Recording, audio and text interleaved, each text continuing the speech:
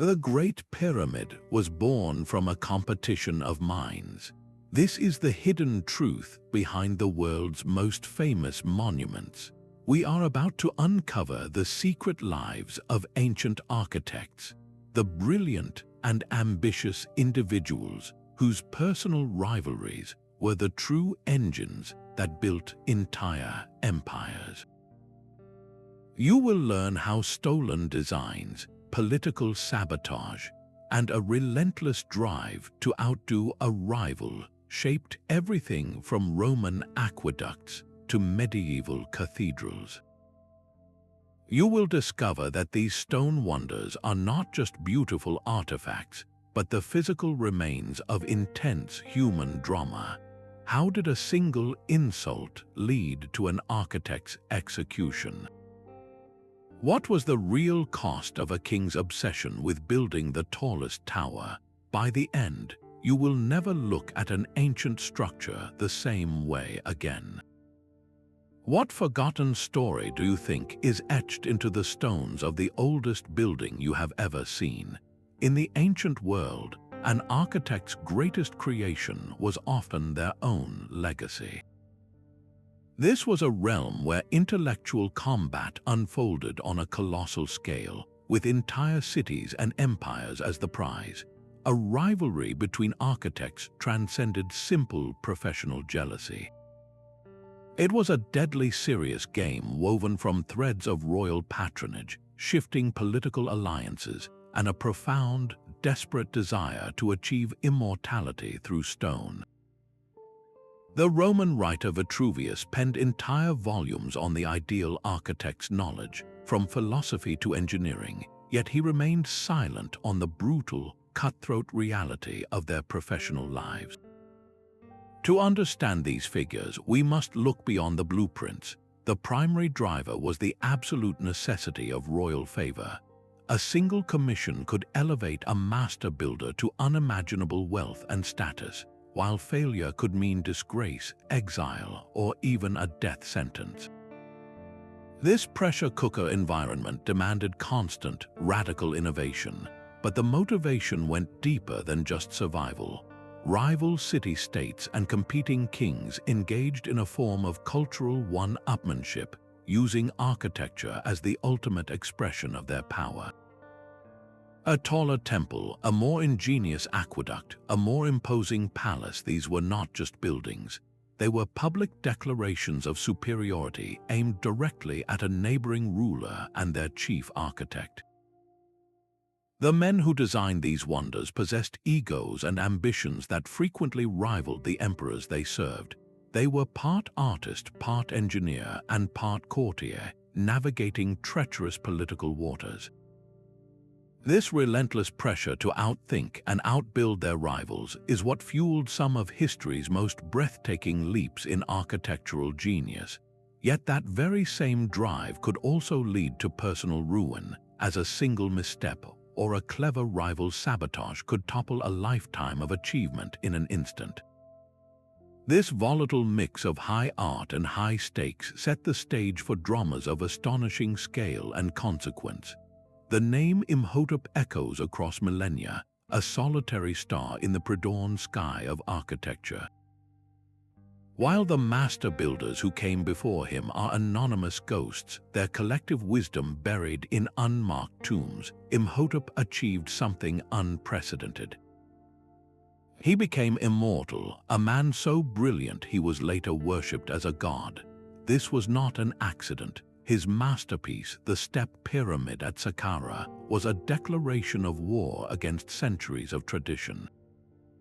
Before Imhotep, royal tombs were simple mud-brick structures called mastabas, low and rectangular. His vision was a radical departure, a staircase of stone reaching for the heavens. Egyptologists point out that his choice of stone was far more than a practical upgrade.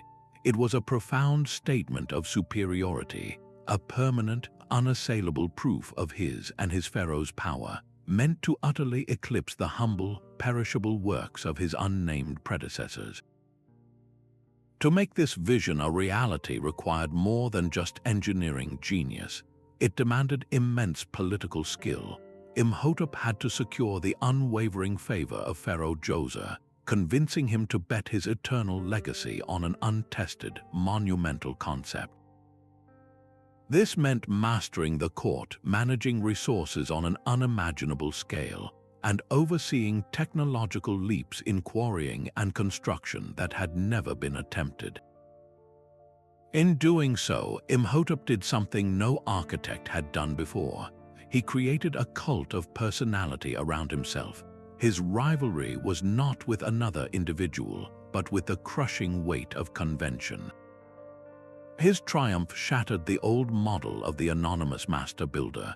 Suddenly, the architect could be a celebrity, a visionary whose name was as important as the king he served. The success of the Step Pyramid set a terrifying new standard. Every architect who followed now had to compete not only with their living rivals, but with the godlike specter of Imhotep himself. The shadow of Imhotep loomed large, but the political arena where his successors operated was even more treacherous. An architect's drawing table was often his command center in a silent war fought with stone and shadow. These brilliant minds were both powerful players and vulnerable pawns in the deadly chess game of the ancient court. A king or pharaoh did not commission a grand monument simply for beauty. They used it as a tool of pure propaganda, a massive, permanent statement of their divine right and unrivaled power. To achieve the most magnificent results, rulers would frequently pit their chief architects against one another, fostering a competitive environment where only the most cunning and politically astute could survive. Historical records from the court of Pharaoh Ramesses II describe how royal favor could be won with a single, breathtaking design presentation, and just as easily lost to a rival's clever whisper or a perceived engineering flaw. This was a world where pure technical skill was not enough. An architect's survival depended on his ability to navigate a complex labyrinth of alliances. He had to form bonds with powerful priests whose theological approval was essential for any sacred structure. He needed the support of generals who controlled the legions of laborers and soldiers needed for construction.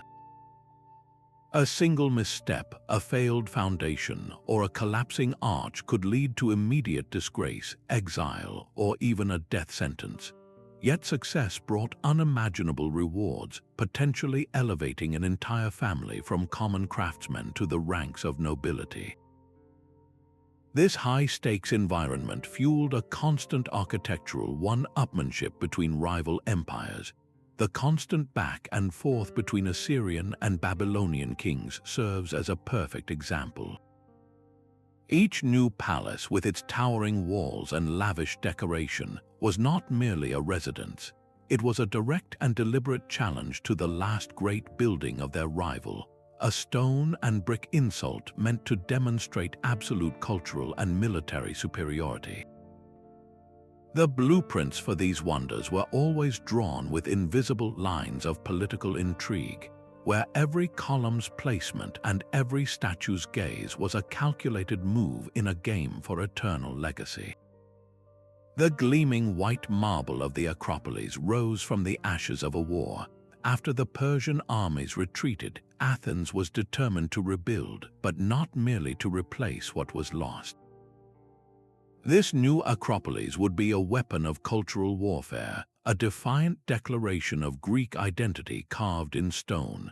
At the heart of this project was the architect Mnesicles, tasked with designing the magnificent entrance gate, the Propylaea. His true, unspoken rival was not another Greek, but the collective genius of the anonymous master builders who had constructed the sprawling, opulent palaces of the Persian Empire at Persepolis. This was a cold war of architectural styles, a clash of two opposing worldviews made permanently visible. On one side stood the Greek ideal of harmony, balance, and perfect proportion. On the other, the Persian celebration of immense scale, overwhelming power, and lavish decoration. Every choice Mnesicles made was a calculated response to the East. Look at the columns. The Propylaea's stout, sturdy Doric columns were a deliberate refinement, projecting an image of democratic strength and rational order. They stood in silent, stark opposition to the slender, towering columns of Persepolis, which were intricately carved and topped with elaborate animal-headed capitals, symbols of a vast, complex, and hierarchical empire. This rivalry extended to the very materials and their relationship with the land. Nesicles used brilliant local Pentelic marble, a stone that seemed to capture and reflect the famous Athenian light, rooting the structure in the soil of Attica itself. The Persian halls, by contrast, were often built with imported limestone and featured grand, elevated platforms that dominated the natural landscape, a testament to an empire's reach and its power to reshape the world to its will. The Propylaea was not just a gate, it was a carefully staged experience for any visitor, especially a foreign ambassador. As they walked through its ordered spaces, they were meant to feel the confident, serene, and unshakable power of a free people. It was a permanent, stone-based rebuttal to Persian imperial ambition. The entire Acropolis complex became a frozen argument, a rivalry in marble and limestone that anyone could read, a message of cultural superiority meant to last for all time. Yet for all its public grandeur, ancient architecture was born in a world of shadows and secrets. Construction sites were often treated like military encampments, their inner workings guarded as fiercely as any battle plan. The designs themselves were state secrets, as valuable as gold and as dangerous as any weapon in the wrong hands. This gave rise to a hidden war of architectural espionage, where rival kingdoms and even competing architects within the same court would dispatch spies to steal techniques, bribe craftsmen, or even kidnap entire teams of skilled laborers. Historical records from the Roman era are filled with accounts of engineers being captured in war not for ransom, but specifically for their specialized knowledge. A single man who understood the principles of arched construction or hydraulic cement could be worth more than 1,000 soldiers. To protect their intellectual property, architects and their patrons developed elaborate countermeasures. Plans were often written in code or kept solely in the memory of the master builder. Guilds of masons and stonecutters swore blood oaths of secrecy, their rituals designed to bind members to silence. And once a monumental project was complete, the intricate wooden models and detailed papyrus scrolls used in its creation were frequently destroyed to prevent rivals from ever replicating the design. The famous Roman aqueducts are a perfect example of this secrecy. Their designs, particularly the precise formula for the waterproof concrete that lined their channels, were so coveted that the Senate passed laws explicitly forbidding their export beyond the empire's borders. Conversely, the Silk Road, that great network of trade routes, was not just a conduit for silk and spices. It became a slow-moving river of architectural ideas, where the dome designs of Persia might gradually filter west, and the brick-laying techniques of the Romans might drift east, carried by merchants, travelers, and sometimes by spies. In this clandestine world, a stolen blueprint or a kidnapped engineer could literally change the skyline of an empire, making the protection of a simple drawing a matter of national security.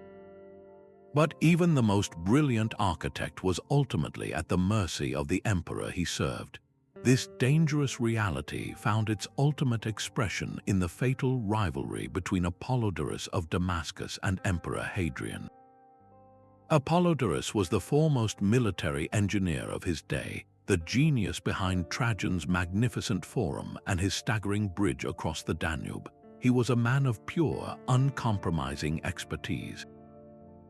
Hadrian, by contrast, was an emperor with a deep passion for architecture, but he was an amateur, a dilettante with absolute power.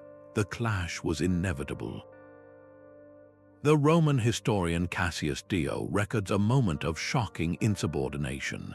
when Hadrian, then still a private citizen, presumptuously offered his own architectural sketches to Apollodorus for review, the master architect dismissed them with brutal honesty. He told Hadrian his designs for a temple were flawed, that the statues would be too large for the chamber, and that if the goddesses wished to stand up, they would hit the ceiling. This public humiliation was a wound Hadrian never forgot. Once he became emperor, he had his revenge. He first exiled the old architect and later, on a fabricated charge, ordered his execution.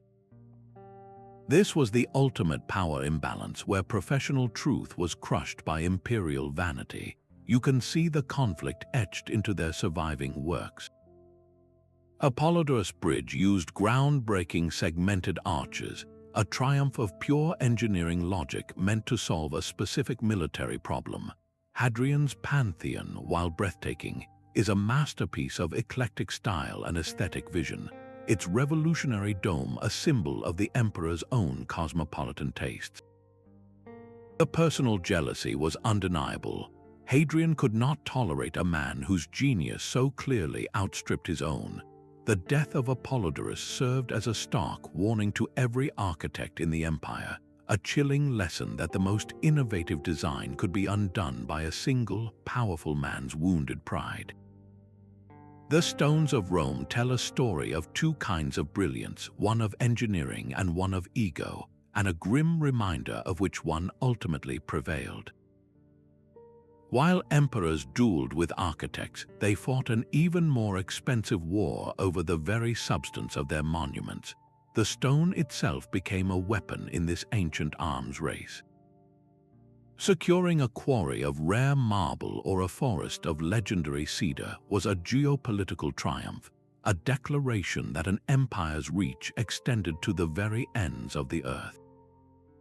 For an architect, the materials specified in a design were not merely a matter of aesthetics. They were a strategic choice that could bankrupt a treasury or ignite a war. The most prized substances were physically difficult to obtain and politically dangerous to control. Consider the imperial purple porphyry from a single remote quarry in Egypt's eastern desert. This striking stone, with its deep purple-red hue flecked with white, was by imperial decree reserved for Roman emperors alone. Its color, incredibly difficult to produce in dye, was now captured forever in stone, making it the ultimate symbol of unchallengeable authority. To use it in a building or a statue was to literally carve your power from a mountain that belonged to no one else.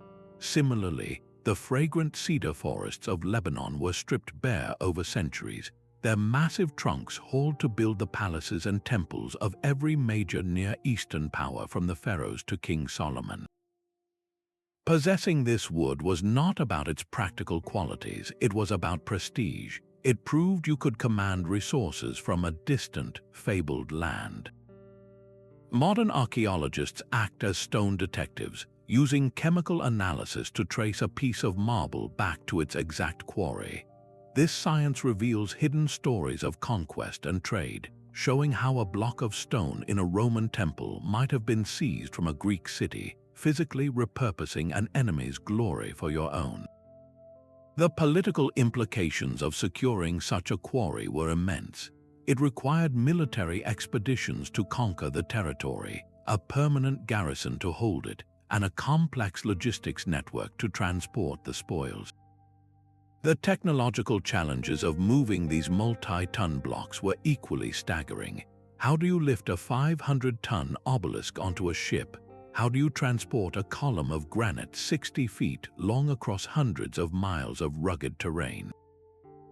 Solving these puzzles was as vital a victory as any battle, proving an empire's logistical genius. Each material carried a potent symbolic meaning. In Egypt, red granite from a swan symbolized the life-giving power of the sun and the pharaoh's connection to the gods. In Rome, the obsession shifted to the pure, brilliant white marble from Carrara. This became the signature look of imperial Rome, a clean, modern aesthetic that deliberately rejected the older, multi-hued and intricate styles of the Eastern empires like Persia and Egypt. The white city of marble rising on the Tiber was a direct and deliberate challenge to the polychrome world of its predecessors. Controlling the source of beauty was not a secondary concern. It was a primary strategy of rule, as crucial to projecting power as controlling the army itself. High above the bustling market towns of medieval Europe, a new silhouette began to pierce the clouds. It was the pointed spire of a Gothic cathedral, and its ascent was fueled by a holy war of ambition. This was not a conflict of armies, but a fierce architectural competition between entire cities, each determined to prove its wealth, its devotion, and its divine favor by building closer to God than its neighbor. In this sacred race, the rivalries were not between individual architects whose names are lost to us, but between powerful institutions, bishoprics, and wealthy guilds, all pouring their resources into a single, staggering goal. The cathedrals of Chartres and Amiens became the primary opponents in this skyward struggle. The master builders of Chartres made a breathtaking gamble, embracing a radical new technology, the flying buttress. These stone ribs arcing away from the building's sides were not just decorative.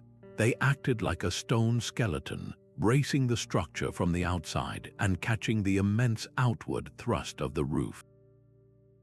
This engineering miracle meant the walls themselves no longer had to be thick, squat supports. They could become delicate cages of stone, filled with vast, luminous panels of stained glass that transformed sunlight into a cascade of divine color. Chartres became a vessel of light, a theological statement made manifest in glass and stone.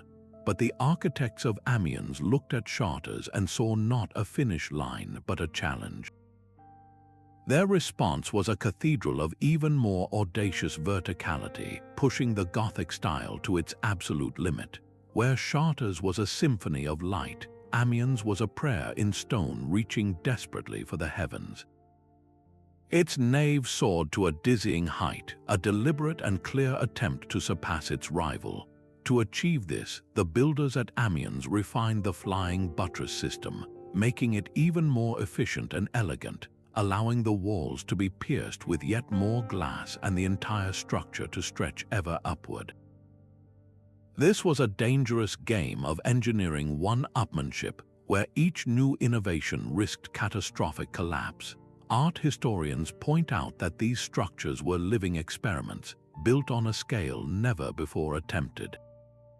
The public was integral to this competition. These were not just projects funded by distant bishops, but by the entire community. Wealthy merchants and craft guilds donated huge sums, seeing the cathedral as the ultimate expression of civic pride. A taller, more magnificent building would attract more pilgrims, more trade, and more prestige, drawing wealth and influence away from rival cities. The cathedral was a city's soul made visible, and its architect was the master of ceremonies in a decades-long spectacle of faith and ambition. The spires of Chartres and Amiens still stand today, frozen in their eternal rivalry, each one a monument to a time when reaching for God meant outbuilding your neighbor. This slow climb from anonymity to celebrity fundamentally rewrote the rules of the game.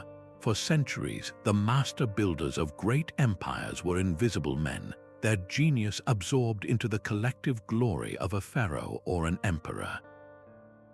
They were essential servants but never stars. The transformation began with rare figures like Imhotep, but it accelerated into a cultural force during the Renaissance, a period that actively worshipped the individual genius. Suddenly, architectural treatises were not just manuals of technique, they were manifestos for personal glory. Leon Battista Alberti famously wrote that the architect is set above other artists by a singular and almost divine intellect, a clear declaration that the mind behind the building deserved its own spotlight.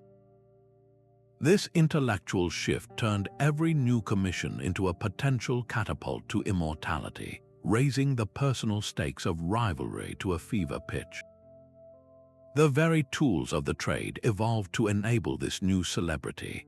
The development of detailed architectural drawings was a revolution.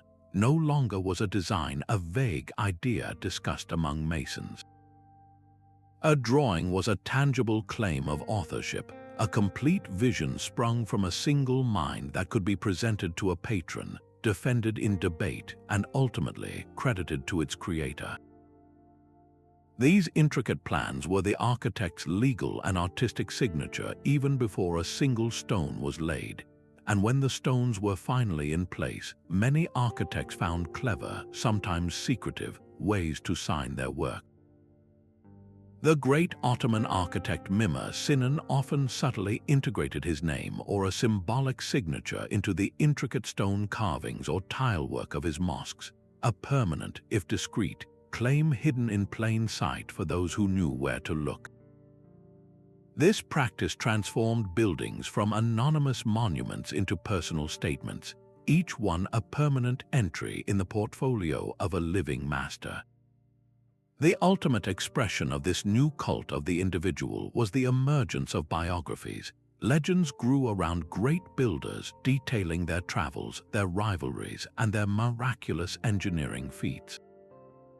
Their lives became as studied as their buildings, their personal dramas part of the public record. No case illustrates this seismic shift more vividly than the Florentine competition for the cathedral dome. The city fathers posed an impossible problem: how to crown their cathedral with the largest dome since antiquity, and they invited every great mind to compete. The winner, Filippo Brunelleschi, did not just present a model, he performed a one-man spectacle of genius.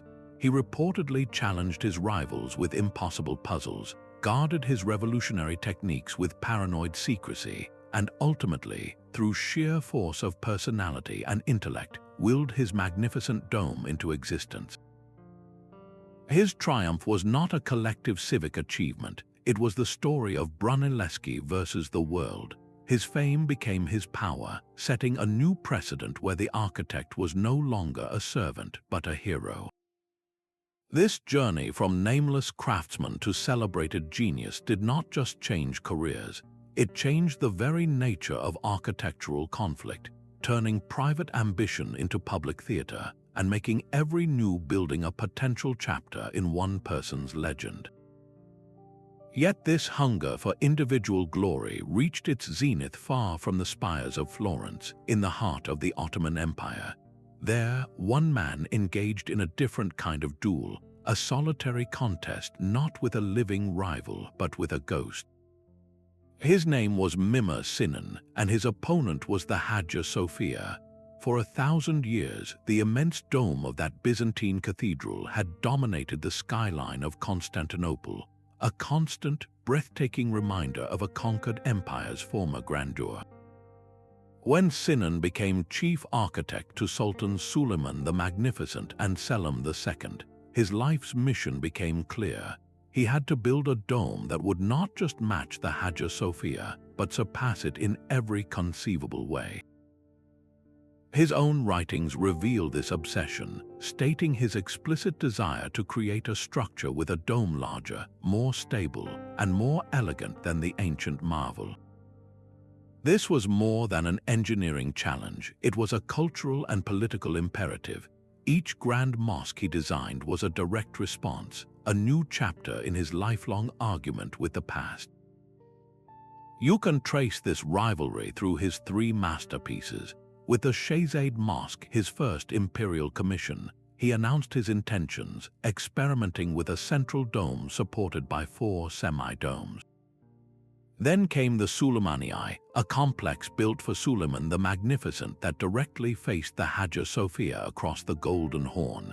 Here, Sinan refined his system, using a cascade of smaller semi-domes and exquisitely proportioned pillars to create a sense of weightless grandeur, challenging the older building's massive, solid presence.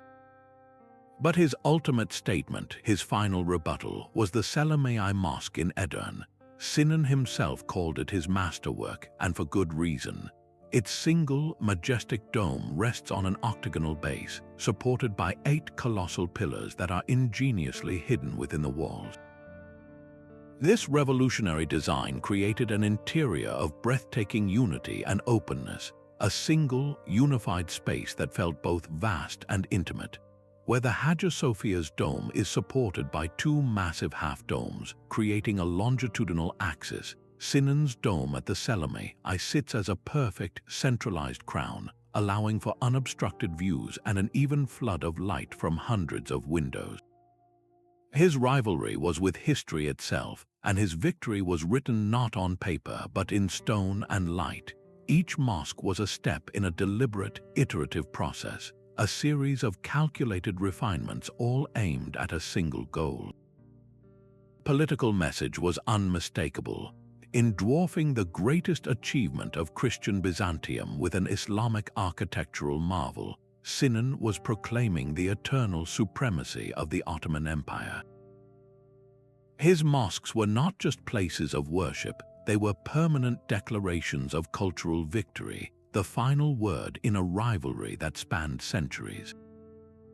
But ambition has a breaking point. The relentless drive to build higher, wider, and more daringly constantly flirted with the immutable laws of physics.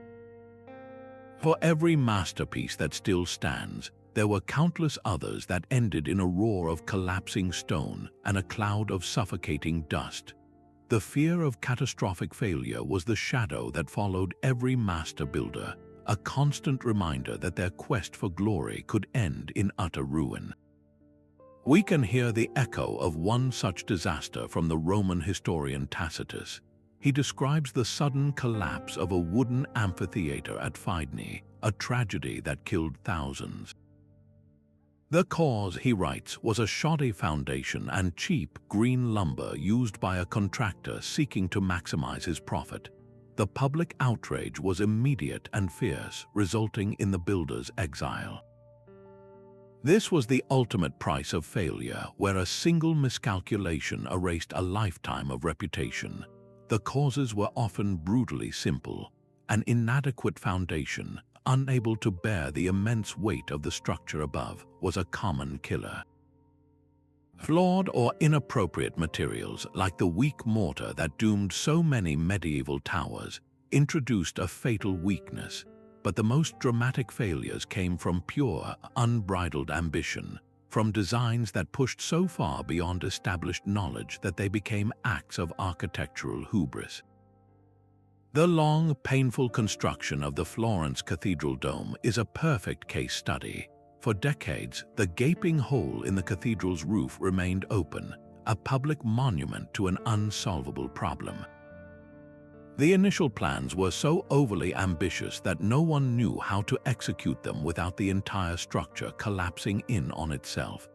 This very public failure forced a city-wide competition and ultimately led to Brunelleschi's revolutionary double-shelled design. Each collapse, each sinking foundation, and each leaning tower served as a brutal, real-world laboratory. They were harsh lessons written in rubble and human cost, teaching generations of builders the precise limits of stone, brick, and mortar. Political fallout for the architect was often swift and severe. Beyond exile, a failed builder could face crippling financial penalties, being forced to repay the entire cost of the doomed project. In the most extreme cases, where a failure was seen as an insult to a king or a god, the punishment could be execution. This constant, terrifying pressure acted as a crucial counterbalance to the fires of rivalry. It forced a necessary caution, a demand for meticulous calculation and proven technique. The slow, incremental improvements in engineering knowledge were often paid for in blood and treasure, each disaster tempering raw ambition with the cold, hard-won reality of structural integrity. Yet even the most perfect stone structure can feel sterile without the breath of life. To the Mughal emperors of India, true power was not just carved from marble, but cultivated from the earth itself. Their most magnificent architectural statements were not palaces or tombs, but living, breathing gardens. In the lush valleys of Kashmir, rival visions of paradise took root, transforming the landscape into a silent battlefield of botanical one-upmanship. The Shalimar Bog and the Nishat Bog, two stunning garden terraces carved into the Himalayan foothills, are perfect examples. They were born from a deep rivalry between the visions of Emperor Jahangir and his son, Shah Jahan. Each garden was a meticulously crafted universe, a declaration that its patron could command not only armies and architects, but nature itself. The underlying blueprint for this control was the Charbagh, a formal quadrilateral garden divided into 4 equal parts by flowing waterways. Art historians explain that this was far more than a pleasing pattern. The Charbagh was a profound symbol, a representation of the 4 rivers of paradise described in the Quran.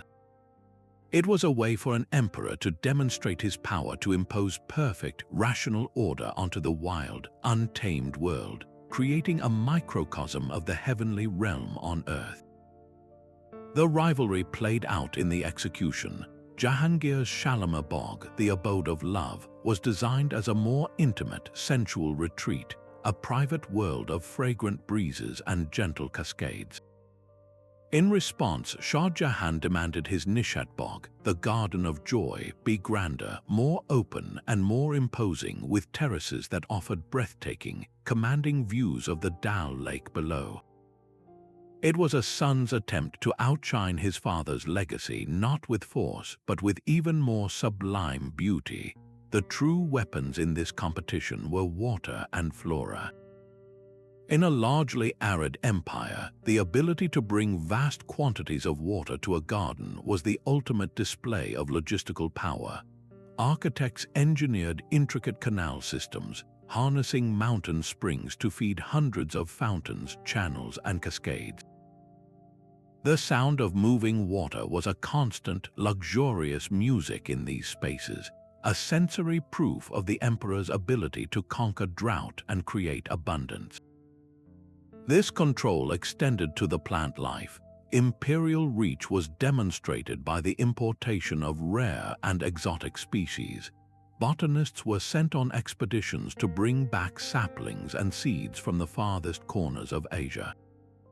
A grove of rare chinar trees or a bed of unknown, vibrant flowers was not just a decorative feature. It was a living trophy, a testament to an empire's vast trade networks and its command over the natural world's diversity. These gardens were also crucial political theaters. A visiting ambassador would be led through these terraced wonders, past mathematically perfect flower beds and under arches of blossoming trees. The intended message was unmistakable. A ruler who could create such a flawless, serene paradise on command must surely hold a divine mandate. The sheer perfection of the symmetry, the coolness of the air amid the fountains, the overwhelming scent of thousands of flowers, it was all a form of psychological diplomacy, a gentle but potent intimidation. The rivalry between Jahangir and Shah Jahan, expressed through their architects and gardeners, created landscapes that were living arguments. They were not just beautiful retreats, but the ultimate expression of imperial authority, where every blooming flower and every trickle of water whispered a single, powerful idea, that the emperor was the true architect of paradise. The most enduring rivalries are not always carved in stone, but are instead mapped onto the earth itself. The true battleground for many ancient architects was the sprawling, chaotic canvas of the city. Two opposing visions of human society clashed in the very dirt beneath their feet. On one side stood the rigid, unyielding grid of a Roman colonial outpost like Timgad. On the other, the tangled, organic warren of an ancient Mesopotamian city like Ur. This was a rivalry of philosophies made permanent in urban design, a silent war between the ideal of absolute order and the reality of organic, messy human life. The Greek architect Hippodamus of Miletus became the great champion of the grid plan, seeing its straight lines and right angles as a reflection of a rational, democratic society. His vision was one of logic and equality, where every citizen had an equal plot of land and the state could efficiently manage its people.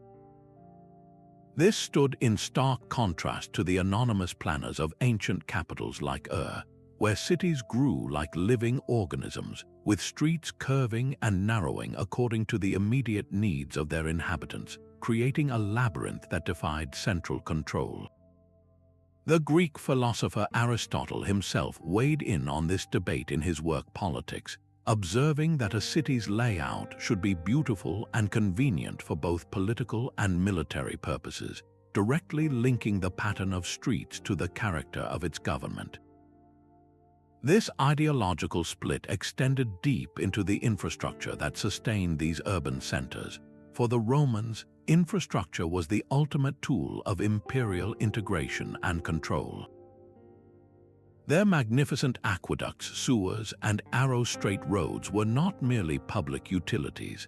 They were the arteries of empire, binding conquered territories to Rome with bonds of concrete and administrative efficiency. A Roman grid city was designed for rapid military deployment, easy taxation, and the swift imposition of Roman law. Its wide, colonnaded main streets, the Cardo and Decumanus, were instruments of surveillance and social order. Conversely, the narrow, winding alleys of an older city like Ur fostered dense communities that were difficult for any central authority to police, encouraging a different kind of social life based on local kinship and trade guilds.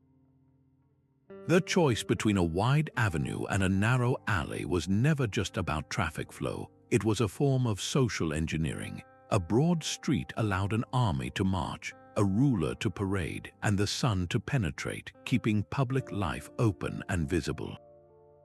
A cramped alleyway protected from the sun fostered shadows and secrets and gave power to the neighborhood over the state. A city's plan was a deliberate strategy for defense, for trade, and above all, for social control. The greatest architectural rivalries were therefore invisible to the casual observer, etched not on temple walls but into the very street patterns where people lived, worked, and dreamed, a permanent blueprint for how a civilization believed its world should be organized. Rome became a stage for divine drama in the 17th century, and two men fought to be its principal playwright. In the heart of the Catholic world, a personal war of stone and shadow raged between Gian Lorenzo Bernini and Francesco Borromini, a clash of genius that would define the Baroque era. Their rivalry was more than professional, it was a fundamental collision of personalities. Bernini was the consummate courtier, a man of immense charm and theatrical flair, beloved by popes and public alike. Borromini was his opposite, a brooding, solitary perfectionist, a technical master who spoke through his complex drawings rather than with smooth words. The city itself was their shared canvas, and every new commission was a fresh skirmish in their lifelong duel. Art historians point to St. Peter's Square as Bernini's ultimate triumph of public theater. His grand colonnade, with its two sweeping arms, does not simply enclose the space. It actively embraces the faithful, drawing them inward in a powerful, emotional gesture of welcome, a stage set for the masses. Just a short walk away, Borromini responded with a different kind of genius at the church of San Carlo alle Quattro Fontane. His facade is a symphony of concave and convex curves, a rippling, undulating surface that plays with light and shadow in a way that feels both mathematical and mystical. Where Bernini sought to move the heart with grandeur, Borromini aimed to captivate the mind with complexity. Their competition burned hottest over the most prestigious commissions. The creation of the immense bronze baldacchino, the canopy over the high altar of St. Peter's Basilica, was a pivotal moment. Bernini, the favored son, won the lead role, but Borromini was crucial as the project's lead stone carver and draftsman, working in the shadow of his rival. The tension was palpable, a silent battle between Bernini's soaring vision and Borromini's intricate, unseen engineering that made such a vision possible. This one-upmanship continued in the churches they built almost in direct response to one another. Bernini's Sant'Andrea al Quirinale is a masterpiece of elliptical grandeur, a rich, theatrical space where every detail guides the eye toward the altar in a single, dramatic focus. Borromini's answer, just around the corner at San Carlo, was a dome of breathtaking ingenuity. He designed a complex coffered pattern of octagons, crosses, and hexagons that seemed to stretch infinitely upward, creating an illusion of celestial geometry that defies the physical limits of the small space. The personal animosity was corrosive. Borromini, convinced his brilliance was constantly overlooked in favor of Bernini's popularity, sank into a deep depression. The relentless rivalry, the feeling of being eternally in the shadow of his more charismatic foe, ultimately proved too much. In a final, tragic act, Francesco Borromini took his own life, a stark reminder that the passions driving these creators could be as destructive as they were productive. To walk through Rome today is to walk through the remnants of their argument, a city forever shaped by the push and pull between Bernini's glorious emotion and Borromini's sublime intellect. The same rivalries that spurred genius could also erase it completely. For every technique perfected, another was lost to the flames of conflict or the silence of the grave, leaving behind voids in our understanding that we still cannot fill. The most famous symbol of this tragedy is the burning of the Library of Alexandria, but the reality was a slower, more insidious decay. The Romans, for instance, possessed a miraculous concrete that could set underwater and grow stronger with the centuries. Yet the precise recipe, a guarded secret of their builders, vanished after the empire's fall. Medieval chroniclers would later stare at the crumbling aqueducts they could no longer repair, writing with despair of a knowledge that had slipped through their fingers like sand. This was a different kind of conflict, a final, devastating rivalry between preservation and oblivion. One of the greatest culprits was the very system meant to protect knowledge, the secretive guilds. To maintain their competitive edge and monopoly on lucrative commissions, master masons and metalworkers hoarded their techniques. They encoded their methods in cryptic symbols and passed them down only through oral tradition to a select few apprentices. If a guild died out or if a master craftsman perished unexpectedly, his unique understanding of load distribution or a special mortar mix died with him. The intricate bronze casting methods that allowed the Greeks to create such dynamic, lifelike statues, for example, largely faded away because the workshops that perfected them were treated as rival commercial enterprises, not as a shared cultural heritage to be documented and preserved. The collapse of vast political and trade networks acted as another silent killer of progress. When the Roman Empire fragmented, the secure trade routes that supplied specific volcanic ash from Italy for their concrete were severed. The knowledge of where to find these vital materials and how to combine them became useless without access. Rival city-states that once exchanged ideas now built walls, both physical and intellectual, between each other. A brilliant innovation in dome construction from Persia might never reach the architects of Europe, not because it was unknown, but because the roads and the peace required for that conversation had been destroyed by war. Architectural progress relies on a constant, flowing exchange, and when that flow is dammed by conflict, the pool of collective knowledge begins to evaporate. Then there was the most deliberate form of destruction, religious and political iconoclasm. This was rivalry weaponized, where the victor sought to annihilate the cultural identity of the vanquished. Invading armies would systematically demolish the temples and palaces of a rival faith or dynasty, not just to loot but to send an unambiguous message. The intricate stone carvings of a conquered people's gods were defaced, their towering ziggurats reduced to rubble, their architectural style declared heresy and banned. In these acts, the rivalry consumed its own children. The very drive to outbuild and outshine a competitor could, in its ultimate victory, lead to the deliberate erasure of the competitor's entire artistic legacy. The haunting gaps in our historical record, the techniques we can only guess at, are the silent monuments to these triumphs of oblivion. They stand as a permanent reminder that the flame of rivalry can illuminate, but it can also burn a library to the ground. Deep within the Ming dynasty, a city of crimson and gold rose in absolute silence. The Forbidden City stands as one of history's most breathtaking architectural achievements, yet the names of the geniuses who designed it are erased from memory.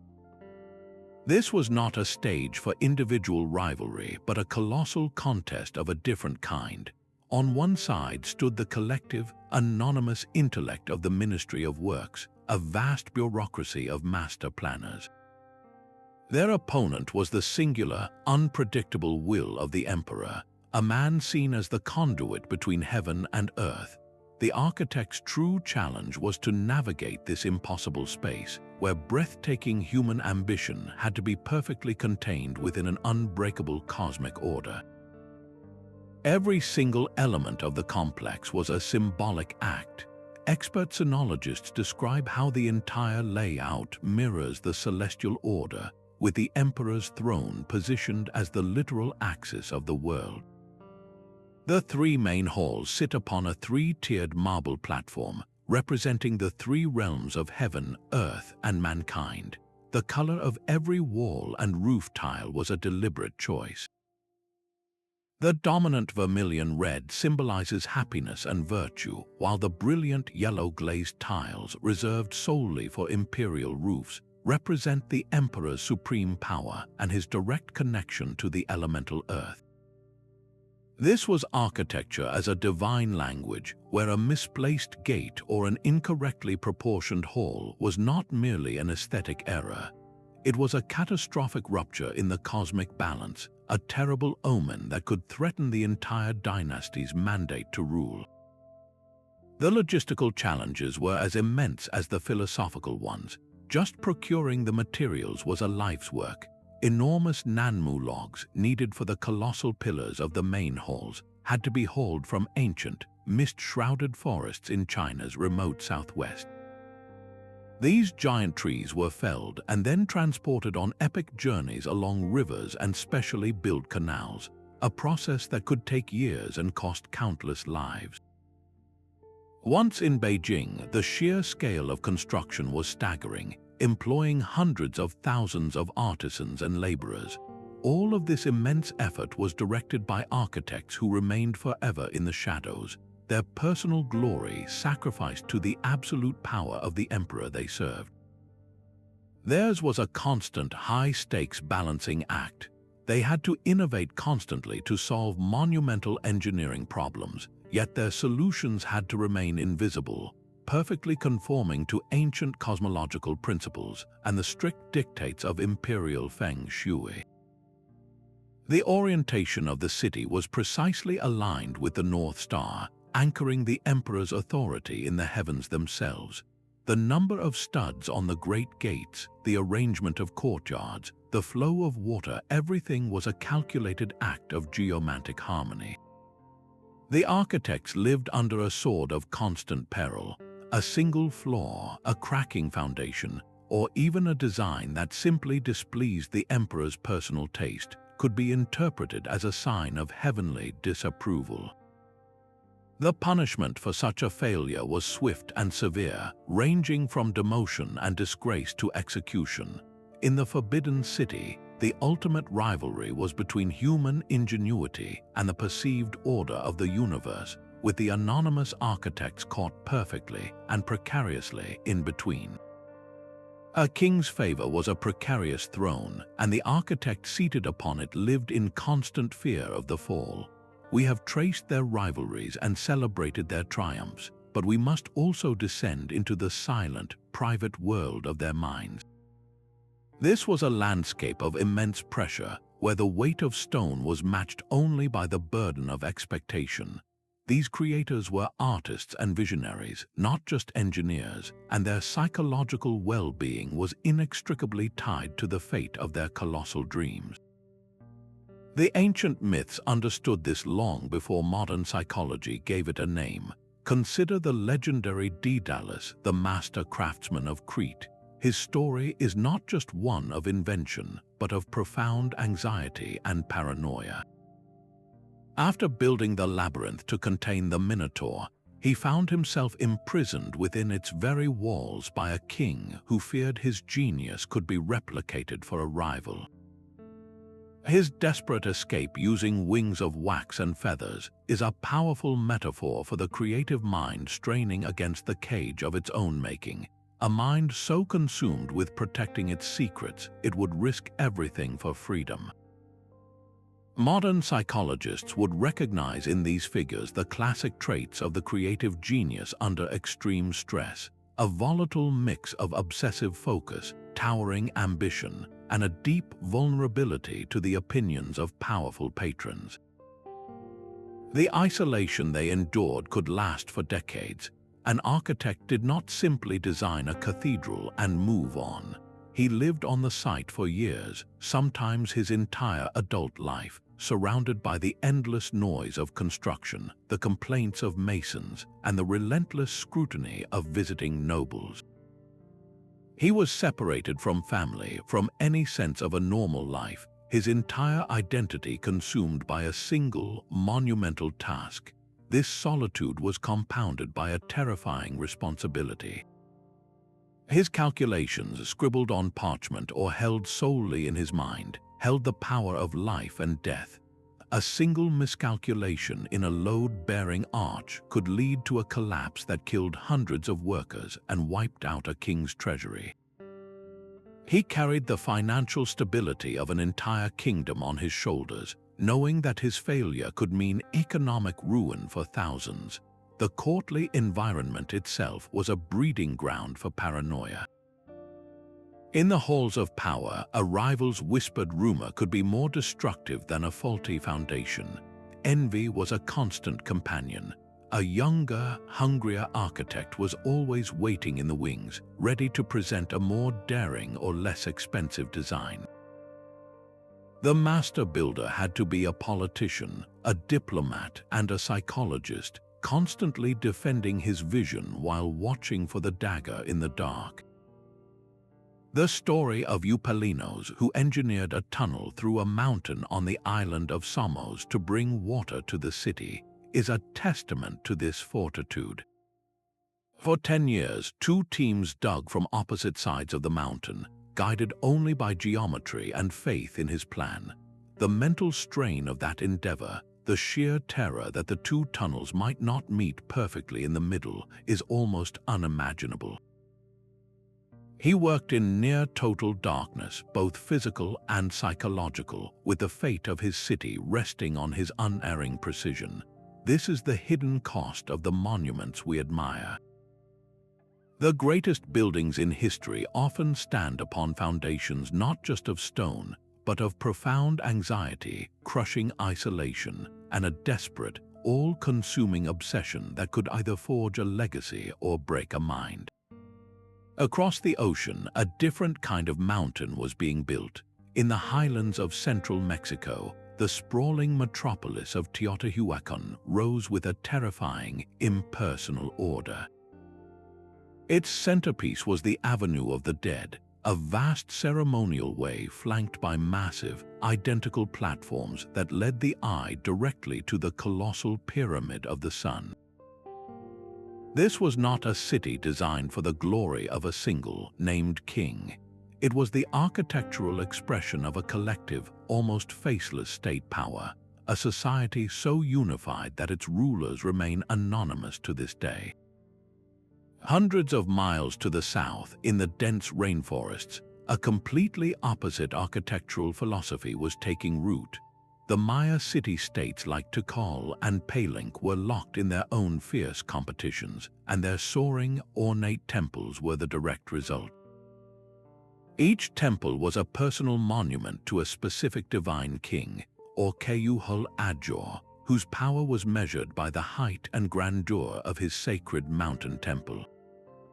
This was a trans-regional rivalry of ideas, pitting the collective might of Teotihuacan against the glorified individualism of the Maya kings.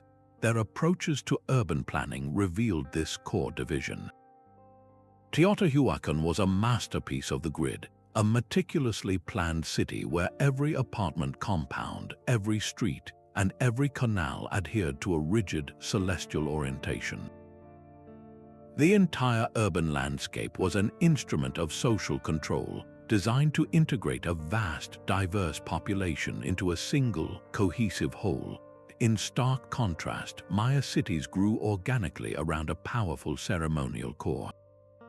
The grand plazas, ball courts, and towering temple pyramids formed the political and spiritual heart, while the residential areas sprawled outwards in a seemingly haphazard pattern, reflecting the complex, shifting alliances of noble families rather than a central state plan. The true symbol of Teotihuacan's expanding influence was a specific architectural style, the talud table row. This design featured a sloped base, the talud, topped by a vertical panel, the table row. When Teotihuacan's influence spread, whether through trade, diplomacy, or outright conquest, this distinct profile appeared like a signature on the architecture of distant Maya centers. At sites like Kaminaljuyu and even in the great city of Tikal, the sudden appearance of talud table row platforms is a clear archaeological signal of Teotihuacan's political and cultural hegemony, a foreign architectural language imposed upon the local landscape. The Maya response to this influence was not mere imitation, but a brilliant act of architectural one-upmanship rooted in their own traditions. They developed their own unique engineering solutions, most notably the corbel arch, which allowed them to create the dramatic, vaulted chambers within their temples. But their true genius was reserved for the exterior. Maya architects transformed the sides of their pyramids into colossal stone canvases. They adorned them with intricate, deeply carved facades depicting the gods, the cosmos, and the glorious deeds of the kings who commissioned them. A temple was not just a platform to reach the heavens, it was a billboard of divine right and a direct challenge to rival city-states. The constant warfare between centers like Tikal and Calakmul was fought as much with stone as with spears. Each new royal tomb, each taller temple, each more elaborate facade was a declaration of superiority aimed at a neighboring king. The goal was always the same, to build the most convincing sacred mountain, a man-made peak that proved a king's unique ability to commune with the gods and secure prosperity for his people. In the silence of the Mesoamerican jungle, these stone mountains still stand, the enduring monuments to a rivalry between two visions of power, one that sought to erase the individual and another that carved his name into the very sky. The grandest monuments are ultimately conversations in stone, a tense dialogue between the architect's vision and the patron's will. Kings, popes, and pharaohs were far more than passive financiers. They were the chief engineers of these rivalries, using their architects as brilliant proxies in a high-stakes game of legacy. A master builder did not simply serve a patron, he became an instrument of that ruler's ambition, a living tool in a contest against rival courts, preceding dynasties, and even history itself.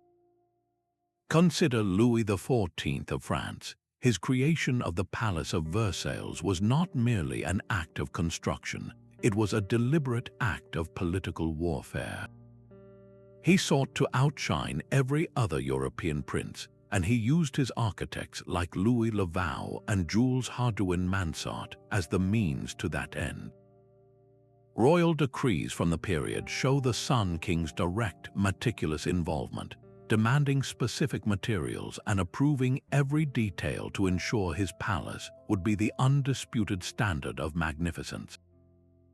This dynamic created a system of controlled competition. A savvy patron would deliberately pit multiple architects against one another, forcing them to present competing models and cost estimates.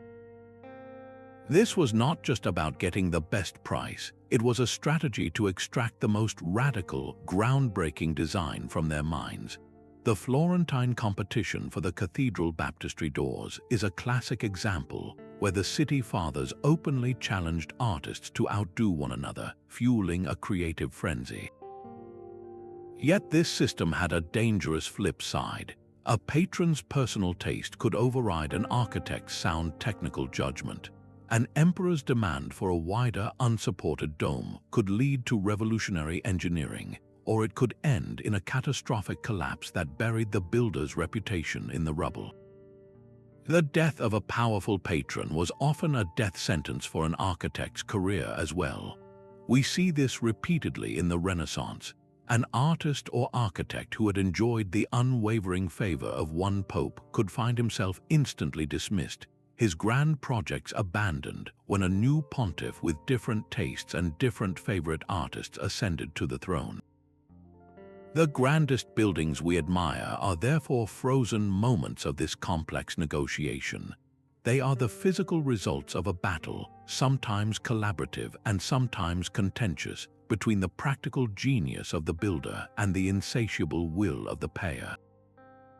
Two harbors, two giants, each a silent dare to the other across the wine-dark sea. In the Hellenistic age, a city's pride was measured by the marvel that welcomed ships to its port, and no rivalry burned brighter than that between the pharaohs of Alexandria and the Colossus of Rhodes. They were the skyscrapers of their time, one a towering beacon of fire and intellect, the other a silent god of bronze and sheer, overwhelming scale. Maritime historians point out that these were not just beautiful sculptures, they were the guardians of unimaginable wealth, protecting the sea lanes that fed entire empires. A safe harbor meant more merchants, more taxes, and more power, and these structures were the ultimate insurance policies, paid for in stone and metal. The pharaohs of Ptolemaic Egypt chose a path of brilliant, sophisticated technology. The Pharaohs was a three-tiered masterpiece of engineering, its pinnacle housing a massive, open flame. But its true genius was a complex system of polished bronze mirrors, a revolutionary apparatus that could focus the fire's glow and project it far out to sea, cutting through the darkness and guiding sailors safely home. It was a lighthouse in the modern sense, a permanent, reliable sentinel that spoke of a kingdom grounded in science and order. The independent island of Rhodes took a different approach. After surviving a siege, they used the melted-down bronze from the abandoned siege engines of their enemy to forge the Colossus. This was not a subtle guide, but a staggering declaration of human triumph. The statue of the sun god Helios did not straddle the harbor entrance as legend sometimes claims, but it stood magnificently beside it, one of the tallest statues ever built by human hands. Its power was not in a beam of light, but in its sheer, god-like presence, a symbol of a free people's resilience and their direct favor from the heavens. Political statements were as clear as the Mediterranean air. The pharaohs was the brainchild of a stable, wealthy dynasty, a tool for consolidating its control over trade. The Colossus was the defiant victory monument of a scrappy republic, a middle finger carved in bronze to any who would challenge its sovereignty. Yet for all their power, both wonders ultimately bowed to the earth itself. The Colossus stood for only 56 years before a massive earthquake snapped it at the knees, leaving a bronze giant to lie in ruins for centuries. The pharaohs endured for over 1,000 years, a testament to its superior design, but it too was eventually felled by a series of quakes. Their rivalry, once visible from the decks of approaching ships, now exists only in the echoes of history, a legendary contest between light and mass, between the guiding hand of science and the triumphant fist of human will. The gleaming marble of the Parthenon hid a brutal financial truth. That perfect temple, the pride of Athens, cost around 5,000 silver talents to construct, an amount equal to the entire annual income of the Athenian Empire at its peak. This was not just art, it was an economic declaration of war, funded by the vast reserves of silver mined by state-owned slaves and the tribute extracted from a sprawling maritime alliance. Every ancient wonder we admire stood upon a foundation of gold and silver, its construction fueled by a complex and often ruthless financial engine. The money to move mountains and gild ceilings flowed from a few key sources. Conquest was the quickest path to riches. War booty plundered from sacked cities provided the seed capital for countless Roman monuments. Heavy taxes on land, trade, and even individuals filled royal coffers, while rulers granted themselves lucrative monopolies on resources like Egyptian papyrus or Cypriot copper. Religious institutions funded their own grandeur through tithes and donations from the faithful, and in many cases, a pharaoh or emperor would simply dip into the state treasury, treating it as their personal fortune to cement their legacy. These projects were colossal economic gambles. On one hand, they acted as massive public works programs, stimulating local economies for generations. The construction of a single cathedral could support an entire ecosystem of quarries, lumberyards, cartwrights, blacksmiths, and sculptors, creating specialized industries that outlasted the project itself. Yet the financial strain could be catastrophic. The relentless building campaigns of the Roman Emperor Caracalla, funded by debasing the currency and confiscating the estates of wealthy rivals, plunged the empire into an inflationary spiral that weakened it for decades. The organization of labor itself reveals the economic underpinnings of these rivalries.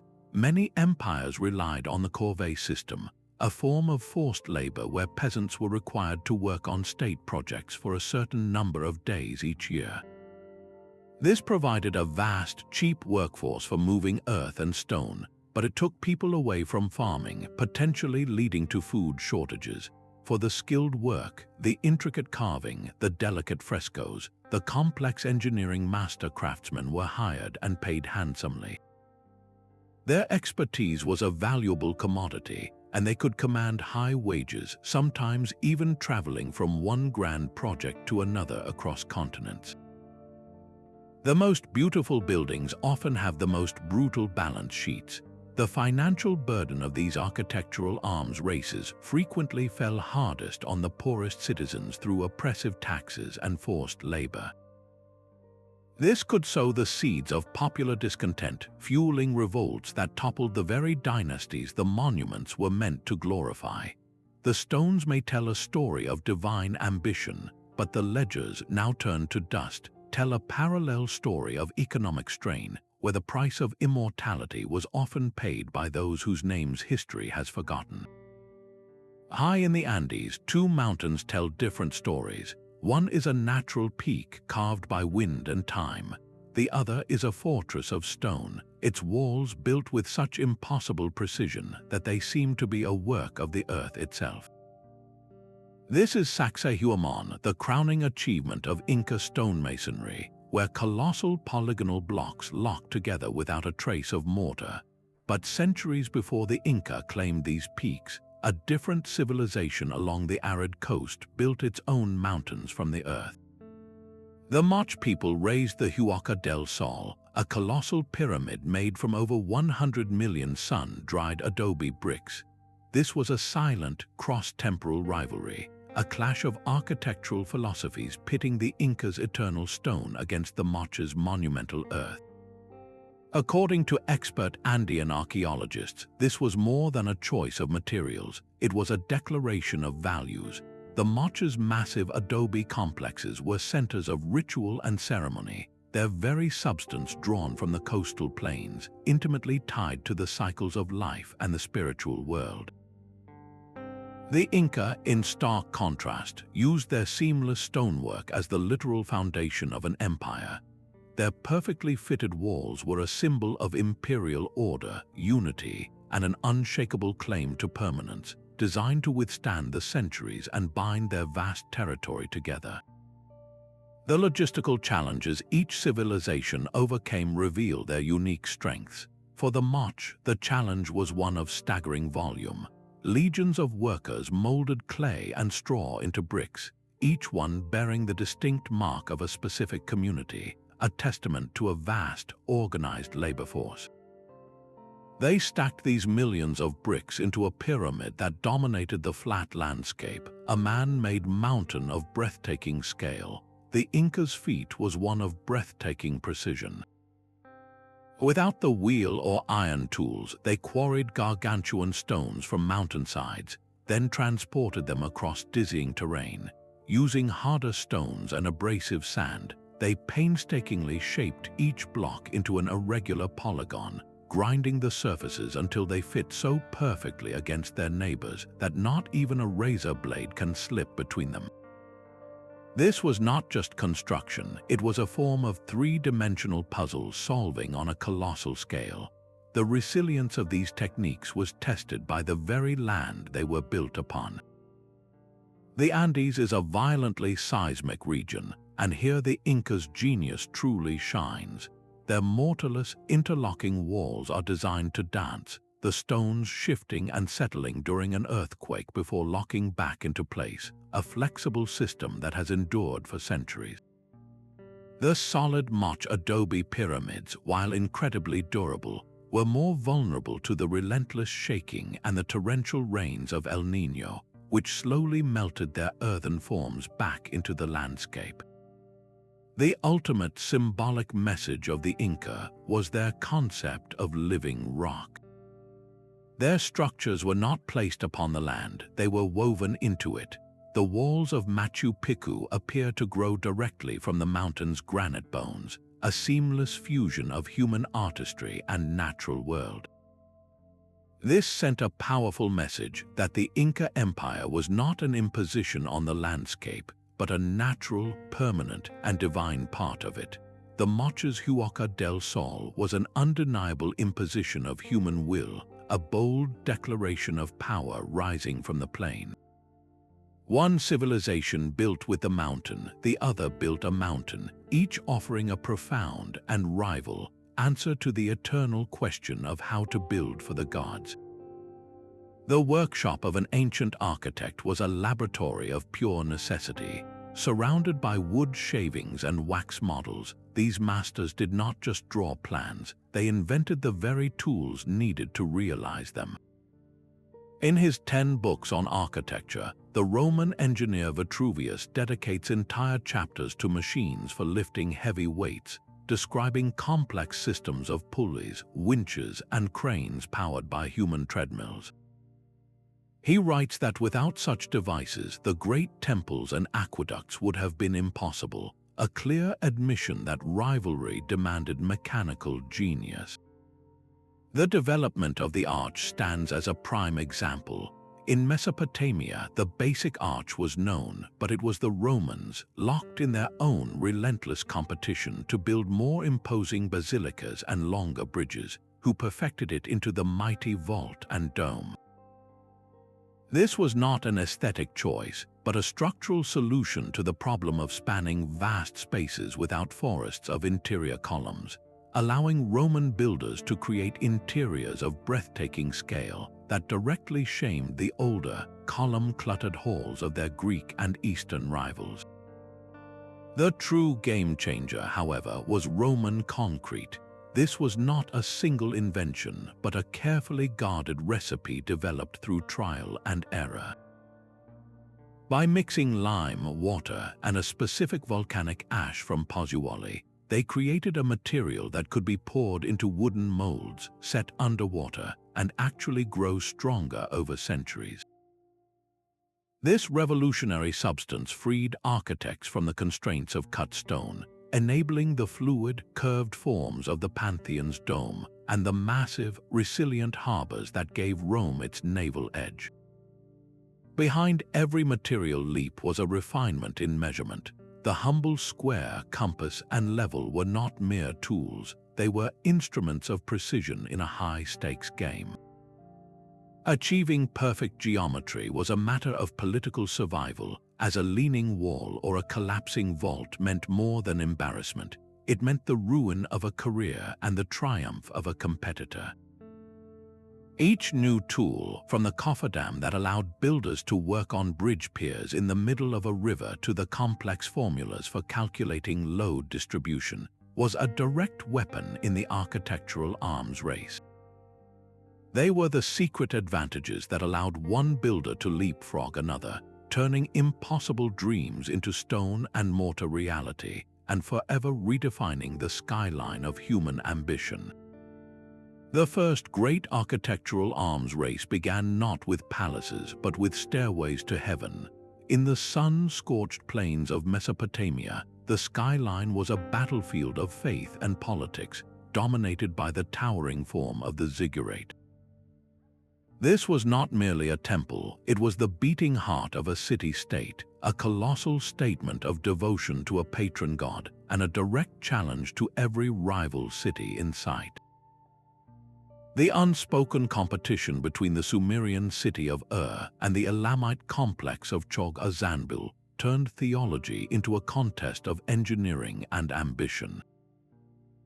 The fundamental belief was simple and powerful. The height and magnificence of your ziggurat proved the strength of your connection to the divine. A more impressive structure meant your god was more pleased, your priests more powerful, and your city more blessed than your neighbors.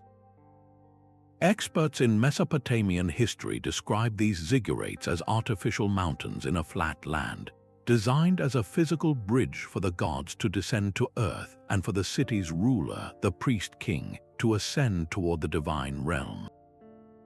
This was the ultimate centralization of power, fusing religious authority, political control, and economic might into a single, soaring monument. The rivalry played out in the very materials they used. The Sumerians at Ur built their great ziggurat around a core of sun-dried mud brick, a practical choice from the local earth, then encased it in a protective skin of much more durable baked brick, a costly and labor-intensive process that demonstrated their resourcefulness and control over fire and kiln. The Elamites at Chog-Azanbil, a few centuries later, responded with even greater extravagance. Their ziggurat was constructed almost entirely from baked brick, and they adorned its massive facade with brilliantly glazed tiles in vibrant blues and greens, a dazzling display of technical skill meant to outshine the older, earth-toned structures of Sumer. These were not silent monuments. Kings covered their foundations and bricks with boastful inscriptions, cuneiform proclamations meant for both the gods and for rival kings to read. A typical inscription would detail how a king had built his ziggurat higher and more beautifully than any before him, often explicitly naming a predecessor whose work he had surpassed. It was a permanent public record of one-upmanship carved into the very bricks of the structure. The design itself evolved through this silent, cross-cultural dialogue. The earliest ziggurats were simple, raised platforms, but as competition intensified, they grew into the iconic multi-tiered structures we recognize, with 3, 5, or even 7 receding levels, each stage a deliberate effort to reach a little closer to the gods than the last city had managed. These were the original towers of Babel, not a single united project, but a scattered collection of rival claims to be the one true center of the world. Each city, through its ziggurat, was essentially arguing that its connection to heaven was the shortest, the strongest, and the most legitimate, an argument built in brick and baked in the relentless Mesopotamian sun. These personal battles did not end with the death of their creators. they crystallized into the very language of architecture itself. The stylistic labels we learn in textbooks, the neat categories of classicism and Baroque, are often the fossilized remains of a long-forgotten feud. What began as a clash of egos between two brilliant minds could, over generations, harden into a full-blown artistic movement, a canon of approved design that new architects were expected to follow or rebel against. The Renaissance provides the ultimate example of this process. When Leon Battista Alberti and others championed the rediscovery of the ancient Roman writer Vitruvius, they were not just studying old books. They were launching a deliberate, ideological attack on the dominant architectural style of their day, the Gothic. Alberti's own writings frame this as a rivalry, a necessary purification, dismissing the intricate stone lacework of the great cathedrals as a chaotic and barbaric departure from the rational, harmonious principles of Rome.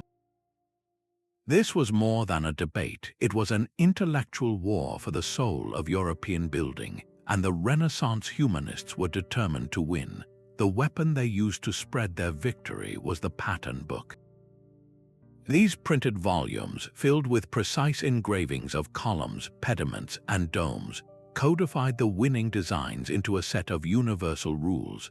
A builder in England or France could now study the proportions of a Roman temple and replicate them, ensuring that the new classical style, born from a rivalry with the medieval past, would spread with incredible speed and consistency.